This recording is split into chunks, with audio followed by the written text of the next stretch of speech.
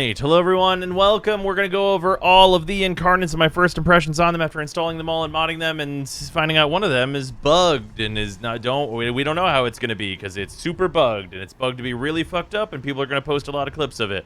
But it's bugged. So we're going to go over all of them in an order that makes sense to me. So here we go. We're going to go with the Sybaris. Sybaris is my personal first pick.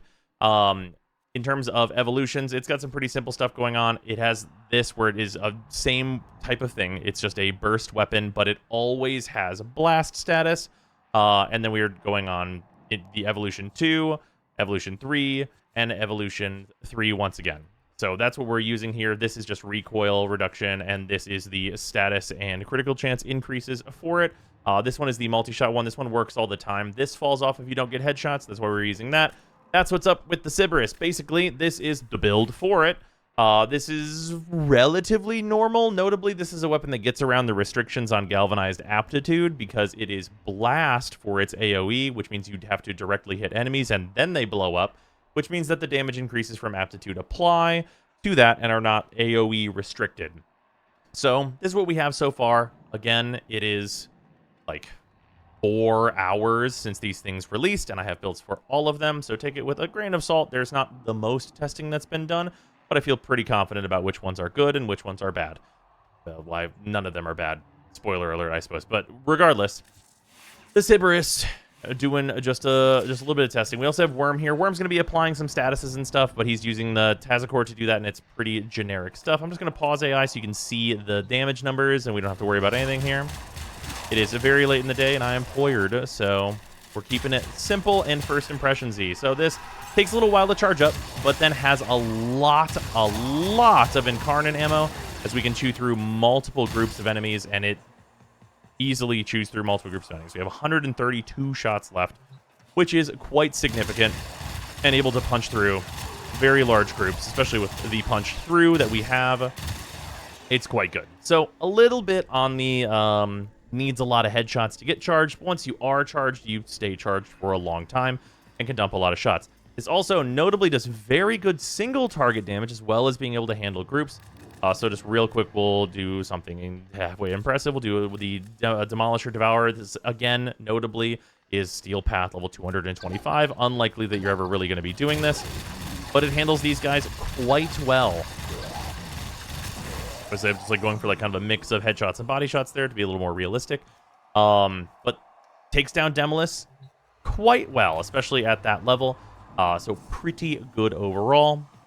Just doing good things, doing good gun stuff. It's AoE and like kind of a backwards, not really backwards, maybe more forwards than even explosives. And is quite nice. Next up, we're going to talk about the Okina. The Okina are the only melee of this series of Incarnons, and they are quite good. This is the build. We're just going to show the build first.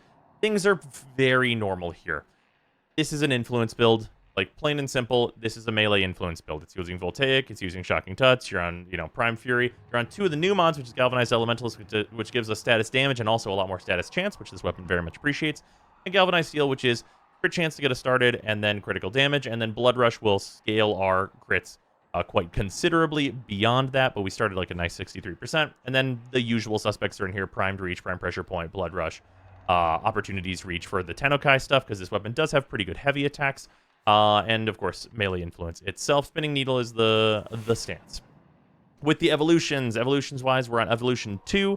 This is more status damage whenever you get a critical hit, which is very easy. You could absolutely go for Seeing Red if you want the combo to build up much, much faster. That's absolutely valid. They have the same base damage, so it's really just up to you which one you want to go with. I've liked this one slightly more. This one here, plus one range, hard to beat. Very difficult to beat +1 range. Combo timer pauses when weapon is holstered. Haven't tested if this messes with like the exalted weapons and stuff, but every time that this effect exists, it doesn't really work for permanently keeping combo on exalteds, or at least it gets bug fixed to not, so I wouldn't expect it to, at least long term, if it does work there. And then plus 30% movement speed is a nice little stat stick thing if you want that, which is not bad at all. So a little stat stick one, little actual usability one, nice choices.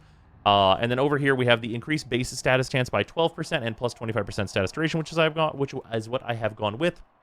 Other choices: 2% crit and 8% status chance, which is also not bad. I think definitely viable. And then base critical chance by 6%, which personally I'm pretty much always going to choose either Alchemy of War or Survivor's Edge. They both seem like they're both going to be really, really solid, kind of no matter where you go with this in terms of a build. Unless you don't invest in status at all, then I guess you could go Commodore's Fortune, but I think that build would just be worse. The big interesting thing about this, though, is that its evolution is these, like, generating ice daggers that freeze enemies on hit, explode on hit, and spread statuses and mix with cold status. So on this influence build, the daggers will completely freeze an enemy with cold damage and put magnetic status on them. And that's pretty solid as a baseline. They also just do good damage and generate very quickly. With the right build, which we tested with like Roar, Volt, with his 1 buff and Roar and stuff like that, the daggers can also auto-generate themselves by getting kills with the statuses that they inflict, which is pretty interesting for like just kind of just doing some passive builds that just kill everyone around you while you're running through a level. But just in general, the Okina is just very, very solid. We're just going to spawn the Orokin back in, and we just have invincibility on, so you don't have to worry about it. You can just look at how the weapon itself performs. Obviously, this is like from nothing Tennokai to get it actually evolved, so you can see the ice daggers do their thing. We have those floating around us now, as you can see, and if we spawn another group of dudes, I'll pause the AI so you can more clearly see it. You can see it go out, hit them, freeze these guys solid, and do some, like, decent damage. And then on top of that, of course, like, you get all of the Incarnons stats, which make things better. You're able to use Tennokai and really rip stuff up with influence. So, very cool. I think it's, like, actually probably the most interesting melee Incarnon. Maybe not the single best. The Nami solo might still, like, be able to outperform this one. But, like, I think very interesting, very cool. The cool factor here is, like, very high, and it's definitely among the better melee weapons in the game, like, top end.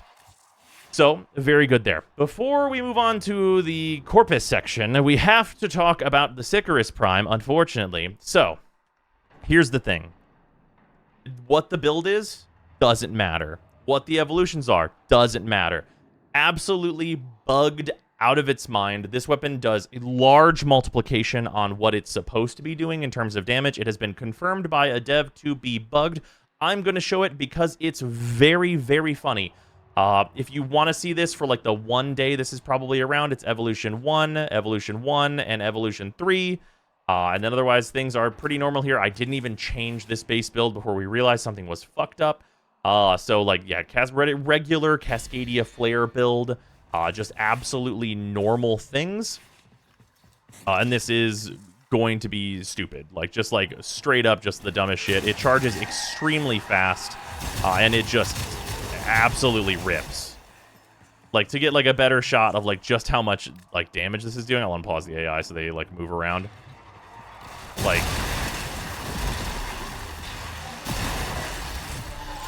it's nonsense. It's like above Furious level very considerably and pretty much all just raw damage. So I don't know if this is going to be even close to as good as this post-fix, but for right now it is insanely overperformed. They could keep it this way and like just make the numbers make sense on like a statistical level if they really wanted to. And like, hey, we'd all have a weapon that I think is, like, you know, very hilarious to use, but probably not going to happen. Probably expect a bug fix. So maybe don't pick this one if you want to be on the safe side. I think that Sybaris and Okina, to start us off here, are very clear winners that everyone will have a good time with and that are just generically, like, well, not even really generically. They're both actually pretty unique. They're just generally going to be very good picks. But the Sybaris, if you don't care about waiting for the other ones, or if you're just going to buy all of them like I did so I could show them off, then, hey, I mean, have some funny ha-has with the Sybaris as long as it lasts, whatever. Moving on, of course, we have the Dara, which I've installed in the Dara Vandal. It's worth noting I am also planning on doing testing with the Sybaris on the Dex Sybaris. The build looks like it's, like, meaning to be pretty similar, but there are a few statistical changes. I'm going to get another one of those adapters and install it in the Dex to find out if they're comparable, and there will be a video on that if the Prime isn't just clearly better. But I think that it'll be kind of interesting to see the differences between those two. Then the Dara Vandal is here, and we also have the Sestra as our other one. Of note, I've spent the least time with the Sestra. The Dara Vandal, I'm pretty happy with this build. There's definitely some other things you could do. You could add, like, Shred for, like, more fire rate and even more punch through, and do, like, all kinds of different little things, like take out Elementalist for Shred, take out Aptitude for Shred, maybe. And there's a few different like ways to go down here that could definitely use some more testing, but this build works quite well. And it's just like, you know, your kind of usual fair merciless build. This weapon is also notably not AoE, but it does have that punch through. And this thing is usual Dara stuff, followed by like the base cannon. Like that's essentially what I've been calling this, is just the base cannon, where if you can aim at the head, there we go. It charges pretty fast. And then it is just this big chunky punch through rifle shot that does really pretty solid damage. Like, it's not like the craziest thing in the world. I think it's probably like a mid to high pack Incarnon overall, which is of course, you know, the best weapons in the game just in general. And I like it quite a bit, but do I think it's as good as the Sybaris? No, probably not. But extremely, extremely nice to use, and I enjoy it. And if I, you know, pick this up in EDA, I'm certainly not going to become mad. Like, it's a clearly good weapon. Oh, also in terms of evolutions, it is on Evolution 2 for the additional fire rate on status effect. Ammo efficiency doesn't work on the Incarnon form, so there's no reason to choose that side. Evolutions over here run projectile speed. For me personally, that's like of more benefit. Again, the magazine capacity does not affect the Incarnon side, and the magazine reloaded while holstered does not affect the Incarnon side. So projectile speed it is. And finally, we're on increased critical chance by 14% and base critical damage multiplier by 0.4x, which is just a very large increase. Our other options are increased base critical chance by 25% of the current status chance up to 35%, which is kind of compelling, but the crit damage really sends this one over the edge. And then base status chance by 14%. I don't think going pure status is like the route you would want to go with this weapon, but I just do like it overall. There's maybe something to be done with these that I just have not explored yet, but Death Trap Trigger for now has been real nice. And then the Sestra. So, Sestra, in terms of evolution stuff, we're kind of on some weaker stuff here. This is on shield / overguard break. You get ×3 critical damage for 6 seconds, which is not very long. The base damage is only a 10 add on both of these, and then with armor over 450, which is not a particularly long list of Warframes, you get 80% multi-shot. So in some cases, you get 80% multi-shot. I'm just on this one because it's kind of the more likely one and also the more consistent one. And you could kind of play around with that if your shields are breaking all the time. If you're on like a shield gating build, then maybe that one's going to be better for you.